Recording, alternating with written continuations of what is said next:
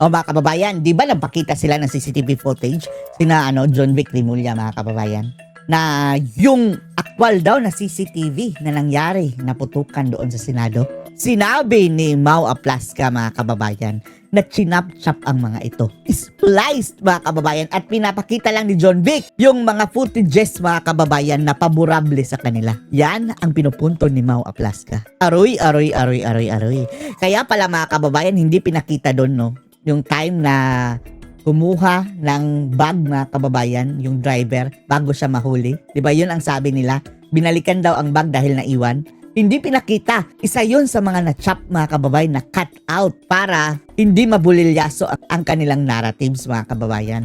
Ganyan kasama itong bagoong Pilipinas na ito. Panoorin niyo po. Sabi ho ni Senate Sergeant at Arms Chief Mau Aplaska. Mau Aplaska. Ay ayun mga kababayan no. 'Di ba ang una nilang fake news mga kababayan na sabi daw ni ni Aplaska wala daw CCTV. Yan ang pinapalabas nila eh. Sabi ni Aplaska mga kababayan, fake news. Hindi ko sinabing walang CCTV. Nag-submit na nga kami. O nung sinubmit nila mga kababayan, chilap-chap! Nag-nitpick sila mga kababayan ng mga eksena na pinapalabas sila sa media para mag-suit sa kanilang propaganda. Na-splice daw ho yun hong mga video ng CCTV o yung kuha ng CCTV. Meaning mga kababayan, nag-chop-chop-chop, cut-cut-cut sila mga kababayan ng mga portions. Na ano tawag din na ipinalabas, na ipinresenta ng gobyerno o ng administrasyon sa media. Grabe talagang panloloko ng magbagoong Pilipinas, no? Tapos yung andun daw ang NBI para sa artworks, mga kababayan. Siyempre. Kanino bang nasa ilalim ng kanino departamento ba yung mga nagpresenta? Ang police. At saka ang DILG, di kayo nasa ilalim ng administration department. Yan. Under lahat, di ba nga? So, administrasyon na nagpalabas niya. Ang sabi ho ni Aplaska ay splice. Kinatay itong video ho na ito. Ako naniniwala ako doon. Kinatay, tapos pinagtagpi-tagpi mga kababayan. Pwede hong mangyari yun. Sapagkat kung ako man ang nandun sa lugar na yun, lalo pat marunong naman ako sa production. Hindi nga nila pinakita nung yung tao mga kababayan na naaresto dahil binalikan yung mga gamit. Yan ang ating number one sana na gustong makita mga kababayan. Hindi nila pinakita nila John Vic. Marunong akong mag-edit, marunong akong humawak niyan. So, ako, para masiguro ko na tama at lahat ng sasabihin ko pabor sa akin, ay siyempre, kakatayin ko na yung mga video na yan. Di ba ga? Kakatayin ko mga video na yan para nang sa ganun, ay lahat yan, ang lalabas dyan, hindi puro pabor sa akin. Pabor diba? Sa kanila. Bakit ako maglalabas ng video na kontra sa akin, hindi ba ga? Ganun yon. Kaya nga ang tanong natin, nasaan yung video nakuha mismo ng NBI? Kung saan ay kayabang-yabang nung isang NBI personnel na pinutukan siya ni Aplaska, nag-warning shot, sabi sa kanya, baba ang baril. Sabi niya, hindi. Hindi Sa halip na ibaba yung baril, sabi daw niya, hindi. At umatras pa, gumanti siya ngayon ng putok. Yan mga kababayan. Nagbigay na ng warning shot ha. Gumanti pa. So sa kwento pa lang na yun, nung video, andyan pa ba yun, direct? Nandyan pa sa'yo? Baka nga nandyan pa ha. Gusto ko lang hong bigyan ng diin. Ito ho ay galing, nung una ko itong napanood, ito ho ay galing doon sa kuha mismo ng NBI media team. NBI team ba yun o sa ABS-CBN? Yan hong video na yan. Pati yung pagtago nila, yung yung cover fire na tinatawag. Pag sinabi kasing covering fire, meron kang meron kang pinoprotektahan. Sino ngayon yung pinoprotektahan mo na yun? Yan. Yun ba yung nakahulog o nakalaglag noong anong bag na sabi binalikan nitong si si Uragon? Na pinadapa doon sa lugar kung saan namutok etong eto di umanong mga taga-senado. Etong sina Aplaska, doon daw nagputukan .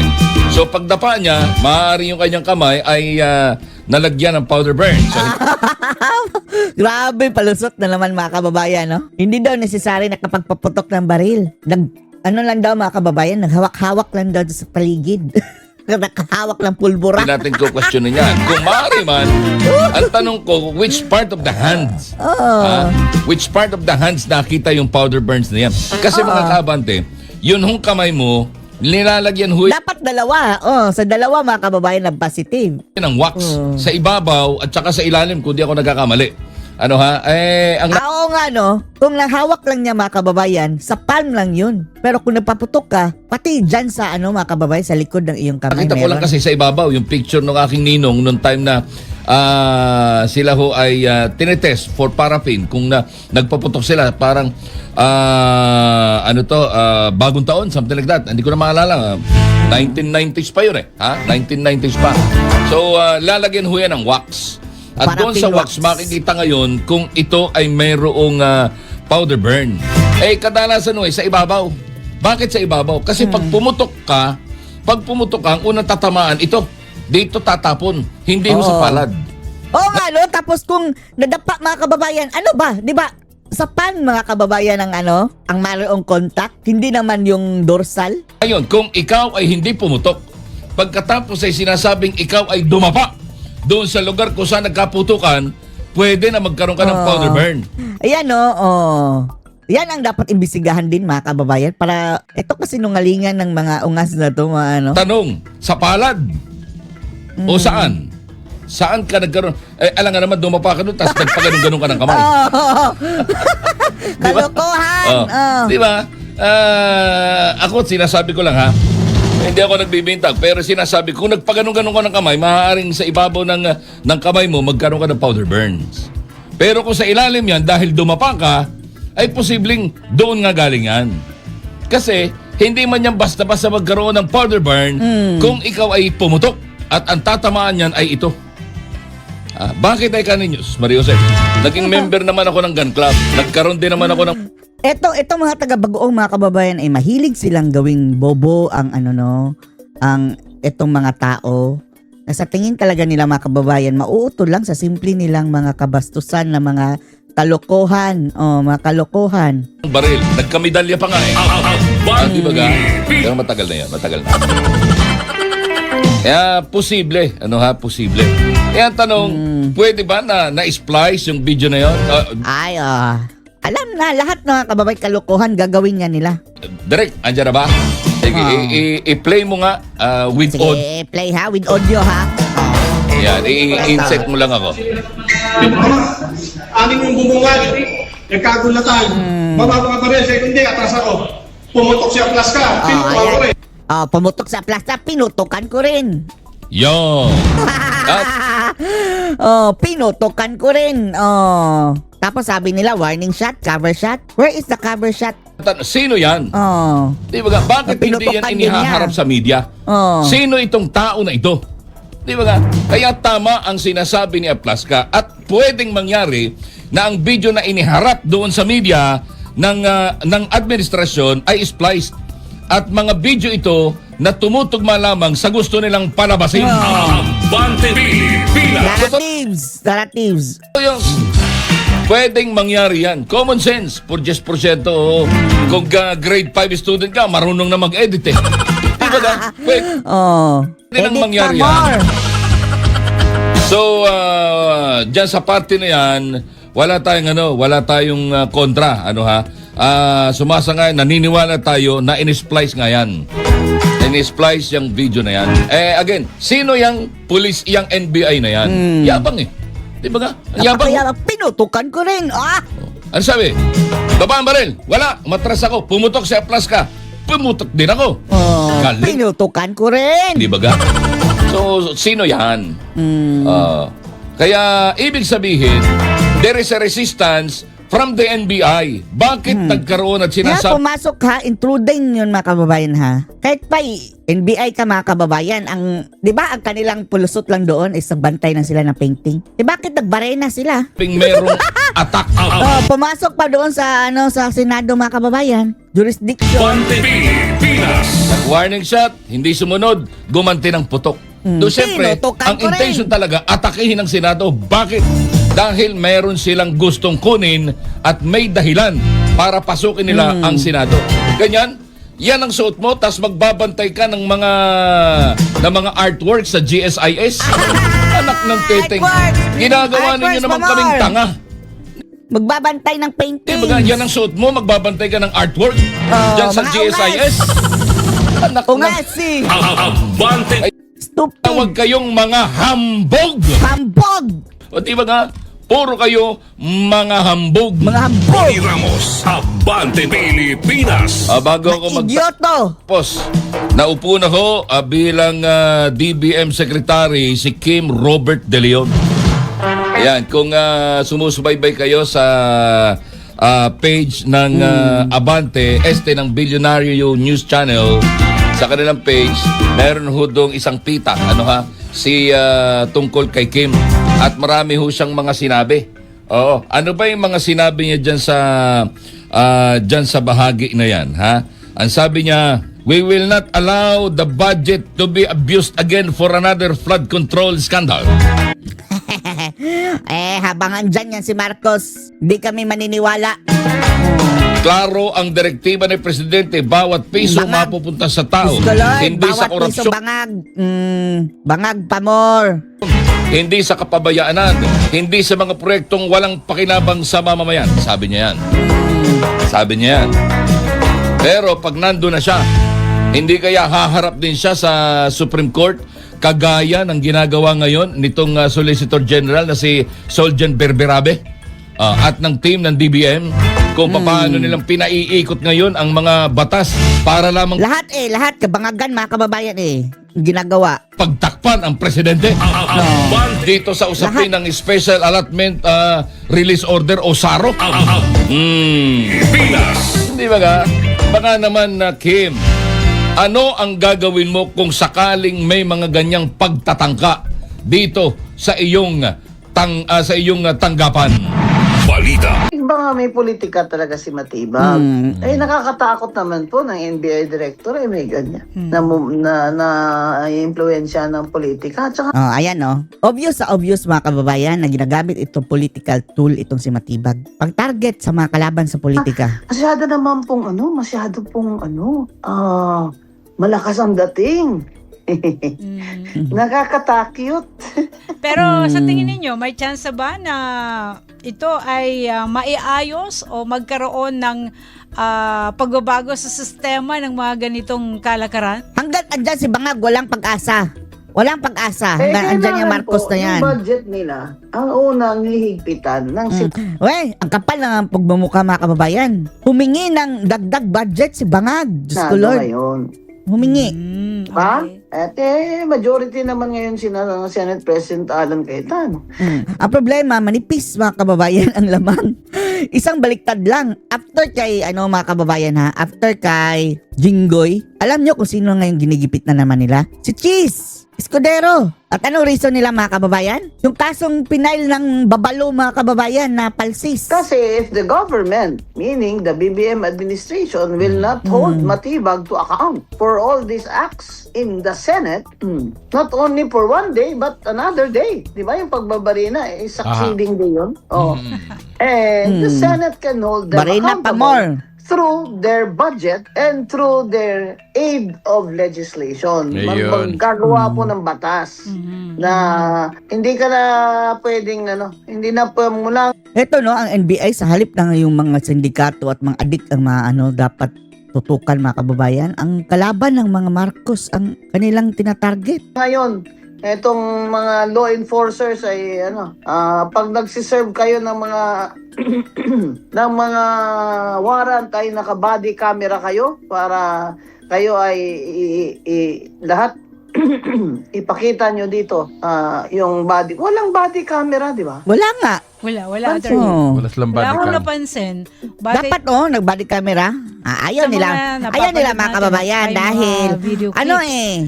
Hinggil sa mga nangyari. Mabibisto sila basta pansin natin, may Walang mga body cam, dalang armado ang mga lumusob doon sa Senado. Ito pa, attorney. Kung daw sinuspendin ni Ombudsman Boying Rimulya si Sergeant at Arms.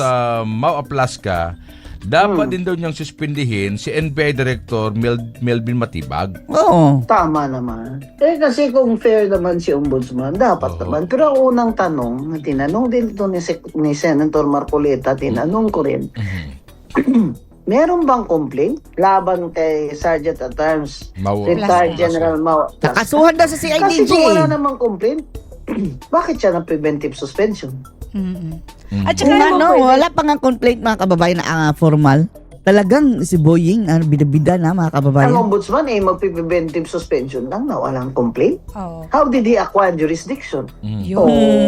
Pero Basic attorney, basic saklaw lang. pa talaga ng ombudsman, yung Sergeant of Arms ng Senado. Saklaw pa talaga ito. Yung jurisdiction Yung ng jurisdiction, ombudsman. bahagi ba ito? Bahagi talaga. Saklaw ito. Kung meron pong complaint na Anti-Graft and Corrupt Practices Act, Pero kung wala, Kung wala naman, diba, ito Glenn? nangyari sa Hindi yan baka sa- magpapopyo. negligence Oo. or Hindi pa nga natatapos ang investigasyon mga kababayan. Good Lord.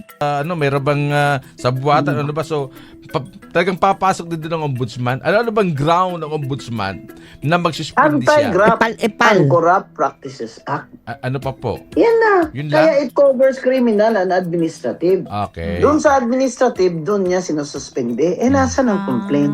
Yun. So pag sinabi Oo. nating administratibo, Kailangan may dapat complaint. may reklamo. May complaint. Kahit sa criminal, dapat may complaint. Kasi in every complaint, there is an administrative and criminal liability for government officers and employees. Ngayon, sino naman magpapatubad ng suspension? Aha. Hindi naman pwedeng Mm. ibang tao. So, kakasuspende lang ng ang compliance na suspension. Kung maniniwala sa kanya si SP Cayetano, ay si SP Cayetano lamang. Yes. Dahil ang boss ni Yeah, plus ka. Sergeant at Arms ay ang Senate President. Yes. Oh. Hindi yan maniniwala sa ombudsman. Papasok pa rin yan.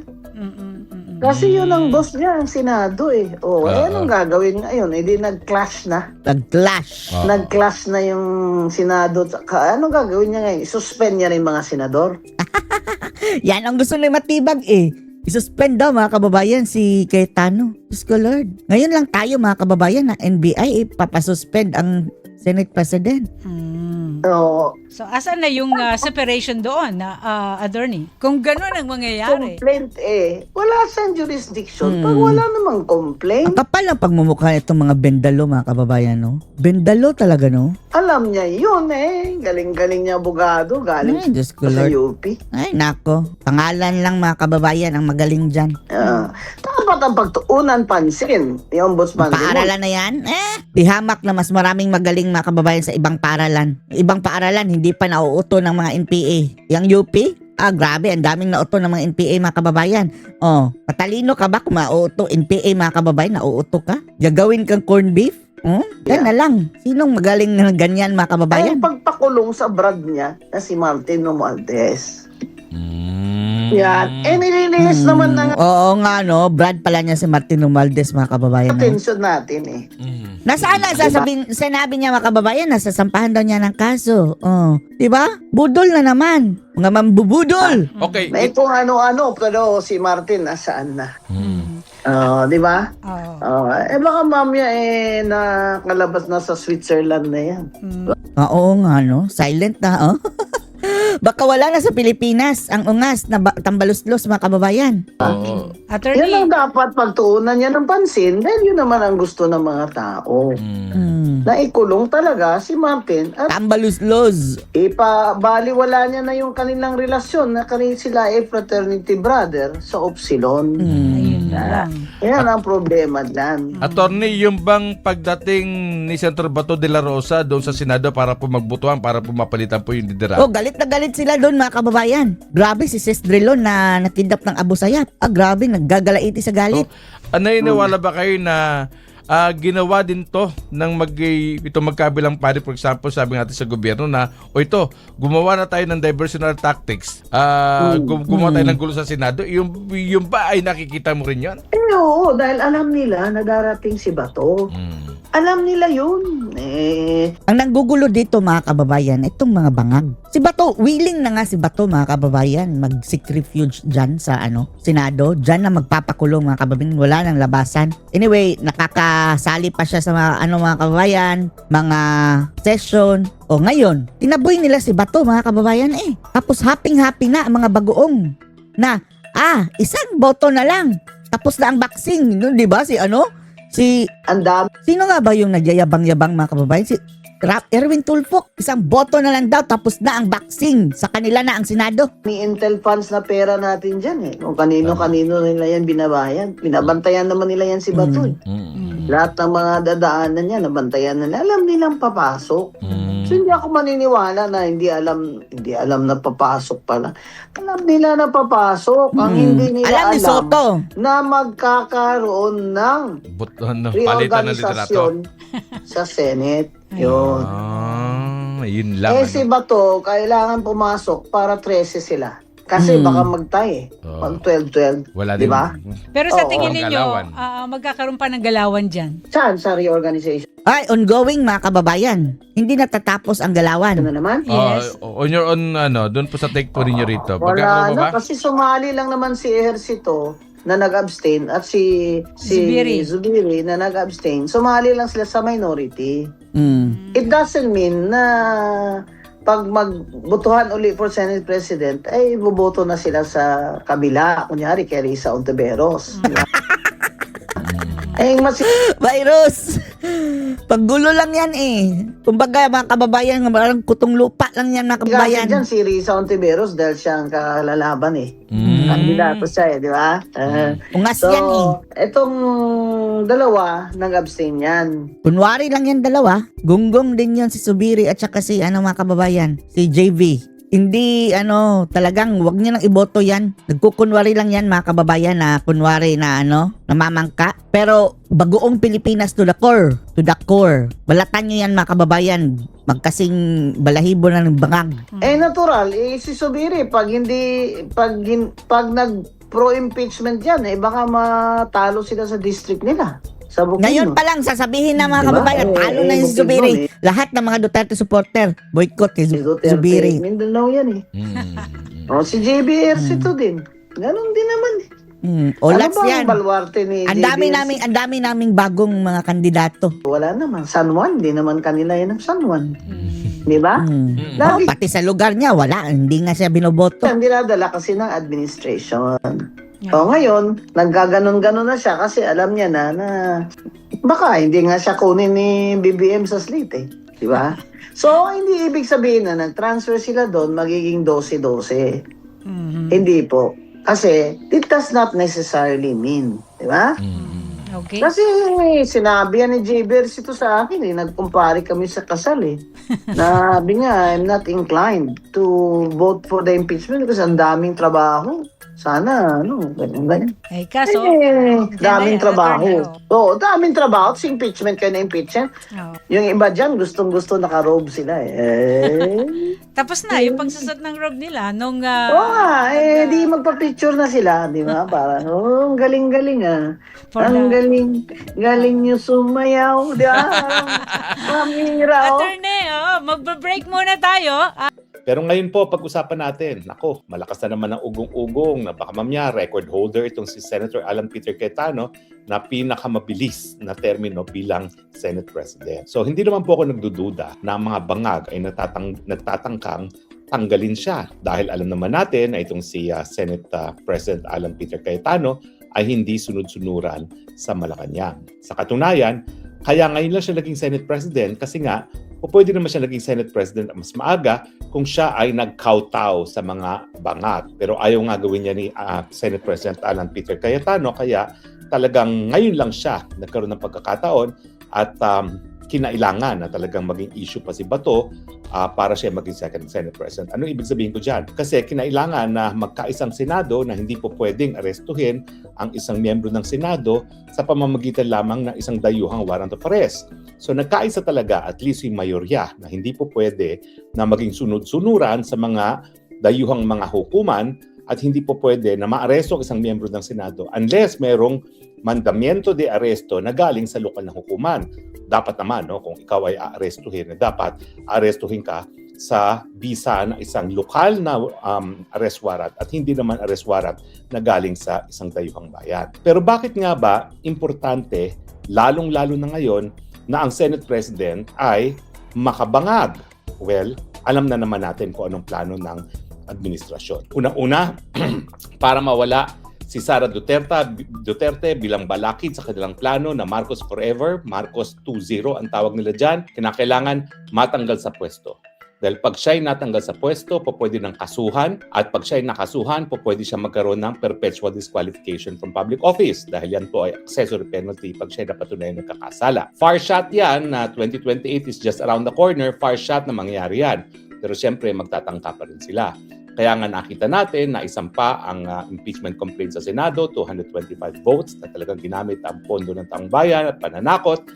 At ngayon, siyempre, importante sa kauna-unahang rason para importante sa kanila ang Senate President ay makabangag para yung pagdinig ng impeachment ay sang-ayon sa kanilang script. Paano nga naman matatanggap ang mga AMLAC bank documents na pinresenta na walang court order kung ang Senate President ay magde-decide that is excluded by the Bill of Rights, that is excluded by the Secrecy of Bank Deposit Law, and that is excluded by the AMLAC Law. So syempre, kinakailangan nila na yung Senate President bilang presiding officer ng impeachment trial ni Sara Duterte ay tatanggapin ang AMLAC bank records na illegal na nakalap at illegal na isinapubliko. Ganun din ang dahilan kung bakit kinakailangan nilang na makabangag Senate President para yung testimonya ni Madriaga ay matanggap. Bagamat ito talaga ay immaterial, irrelevant kasi nga po, hindi naman kasama doon sa original na filing ng impeachment complaints laban kay Inday Sara Duterte. Ito po ay in addition. Ibig sabihin, hindi sakop ng mga impeachment complaint na dapat dinggin ngayon ng Senado. Pero kung makabangag ang Senate President na presiding officer, tatanggapin din yan mga ebidensya galing kay Madriaga na sinungaling, na nakakulong dahil siya ay minsan na rin na napatunayan at nabigyan ng parusang kamatayan dahil nga sa krimen ng kidnapping for ransom. So yan ang unang-unang pagkakataon.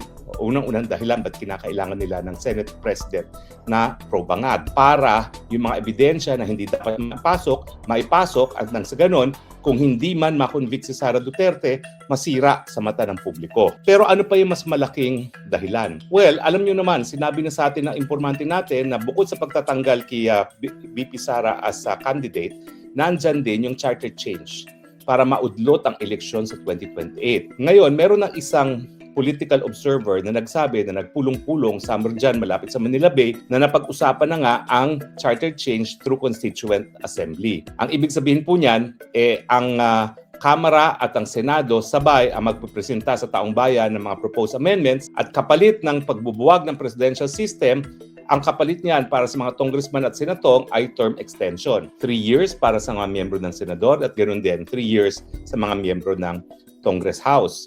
At syempre, yan ay kaakit-akit sa kanila kasi wala silang gastos sa isang taon, ma-extend at dahil nga sa charter change, magiging Marcos forever. Mananatili na si Marcos dahil pag yan naman ay naging parliamentary, talagang kung paano naging speaker si Tambaluslos, ganun din. Paano para maging prime minister? Napakadali. Pera, pera, pera at pera. So nakumpirma po yan ng isang political observer na ganyan na nagkaroon ng ganyang pagpupulong na kasama si dating Senate President Tito Soto. Ako naman po, sususugan ko lang. Nagkaroon po ako ng ibang source na nangyari talaga yung meeting na yan. Na nag-meeting sila para nga pag-usapan ng Speaker of the House, Bogie D, at dating Senate President Tito Soto na talaga mag-charter change through Constituent Assembly. Now, nakita niyo na kung bakit itong pangalawang dahilan kung bakit kinakailangan probangag ang Senate President. Kasi hindi sila po pwedeng tumawag ng Constituent Assembly kapag ang Senate President at ang House Speaker ay hindi nagkakaisa na i-convene ng Kongreso bilang isang Constituent Assembly. Nakita niyo yon? Kung hindi probangag ang Senate President, hindi siya papayag na ma-convene as Constituent Assembly ang Kongreso at ang Senado in joint session. At dyan na nga papasok kung papayag ba yung probangag na Senate President na boboto together with the House ang Senado at hindi voting separately. Kasi pag together with the House, anong laban ng mga 24 senador sa 316 na mga kongresista? Wala. So kung anong gusto ng Kongreso, makukuha nila. Samantalang, ang sa tingin ko talaga, nagkamali lang ng drafting error yan sa saligang batas dahil akalain nila magkakaroon sila ng parliamentary pero binalik pa rin ng bicameral. Kaya tuloy, ang nangyari, hindi nakasaad doon na dapat voting separately ang Senate at saka ang House pagdating sa Constituent Assembly. Pero kung ang ordinaryo batas ay voting separately sila, bakit hindi for Constituent Assembly na ang amendahan ay saligang batas mismo ang mataas na batas sa ating bayan. So yan po ang pangalawa at mas importanteng dahilan kung bakit prove-angag dapat ang Senate President. Una-una, para sa impeachment, para makapasok ang mga ebidensya na pinagbabawal, para makapasok ang testimonya na isang kidnapper na irrelevant at hindi naman sakop ng original impeachment complaints. At pangalawa, para dun sa plan B nga nila na masiguro na hindi tatakbo si Sara Duterte sa 2028 para makonvene as Constituent Assembly ang Kongreso para nga po maamendahan, magkaroon ng term extensions at manatili sa pwesto si Marcos. Ganyang katindi po ang magiging labanan for the Senate presidency. Pero ako naman po naniniwala na yung 13 na nanindigan para sa bagong mayorya ay 13 na mga magigiting na mga senador at senadora na paninindigan ang interes ng taong bayan. Alam nila na yung boto nila bilang isang 13 majority group ngayon sa Senado ang tanging balakid para mawala si Inday Sara Duterte bilang kandidato sa 2028 at yung 13 yan ang magiging natitirang balakid para magkaroon ng Marcos forever. So mga kaibigan, mga kababayan, suportahan po natin ang magiting na 13 na mayorya sa Kamara sa Senado dahil sila po talaga ang maasahan para po mapangalagaan ang ating demokrasya dito po sa ating bayan. Mabuhay po ang 13 mayorya ng Senado sa pamumuno ni Senate President Alan Peter Cayetano. Ang aming dalangin po, manatili po sana ang iyong hanay na mayorya nang sa ganon, maudlot ang plano ng Puwersa ng Kadiliman na matanggal si Inday Sara Duterte at manatili sa pwesto till kingdom come ang bangag na Marcos Jr. Kayo ba ho? Susuporta ba kayo dito sa 13? Ano pang inaantay ninyo? Portahan na po natin. Tama na, sobrang.